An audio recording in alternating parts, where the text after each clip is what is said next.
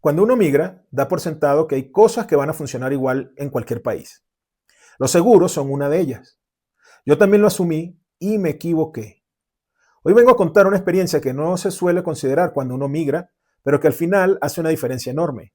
¿Cómo me ha ido a mí con los seguros en México? En Venezuela, cuando nació mi hija por cesárea, el costo al cambio de esa época fue de unos $7,300. Yo pagué cero, ni un centavo. Todo lo cubrió el seguro. Con el carro pasaba algo muy parecido. Si había un choque, uno casi ni se preocupaba por hablar con la otra persona. El seguro cubría todo, tanto que a veces hasta se aprovechaba para arreglar otros detalles y no se pagaba absolutamente nada. Tener seguro era realmente seguro. Incluso había una publicidad que decía, es mejor tenerlo y no necesitarlo que necesitarlo y no tenerlo. Era algo básico, casi incuestionable. Ahora, los seguros tienen una característica curiosa. Uno no sabe realmente cómo funcionan hasta que los necesita. Cuando llegamos a México, escuchaba comentarios sobre qué hacer si me chocaban el carro, sobre no dejar ir al otro, incluso obligarlo a quedarse. Y honestamente no les hacía mucho caso porque mi experiencia era, si tengo un seguro, ¿qué puede pasar?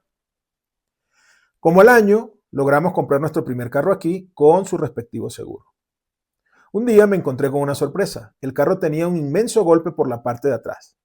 Alguien lo había chocado mientras estaba estacionado al frente de donde vivíamos. Después del susto inicial, pensé, no pasa nada, tengo seguro.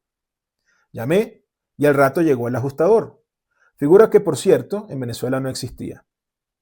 Entre todo el proceso, me preguntó si sabía quién había sido. Le dije que no. Me preguntó si había cámaras y le dije que no, ya algo molesto. Y ahí vino el golpe de realidad.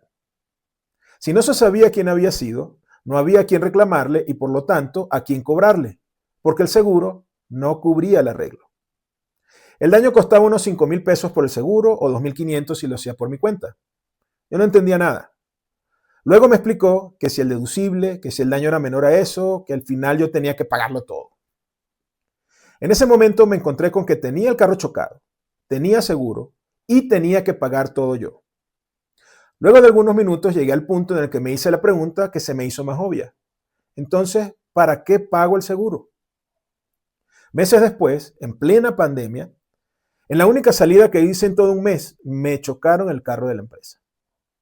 Esa vez seguí todos los procedimientos. No dejé ir al otro conductor. De hecho, casi me atropellan por eso. Y además resultó que estaba tomado y sin seguro. Pensé que todo estaba en mi favor y que ahora sí, el seguro cubriría todo. Después de más de una hora llegó el ajustador. El arreglo costaba entre 18 y 20 mil pesos. El otro ofrecía 10,000 pesos en efectivo. Yo estaba agotado, llevaba casi 4 horas ahí y solo quería irme. Sin entender mucho por qué, debía decidir yo y considerando que eso le convenía al seguro, acepté. Mientras esperábamos el dinero, le pregunté al ajustador si no existía el riesgo de que regresaran con más gente y nos agredieran. Me dijo que sí, que de hecho había pasado antes. Que si quería podía llamar a la policía, pero en ese caso ambos carros se irían al corralón y el proceso sería otro. Tragué grueso y me encomendé a los santos. 3 horas después regresó el otro con un bulto de billetes. El ajustador me pidió que los contara. Yo le dije que no, que ese dinero no era mío. Y ahí vino otro baño de realidad.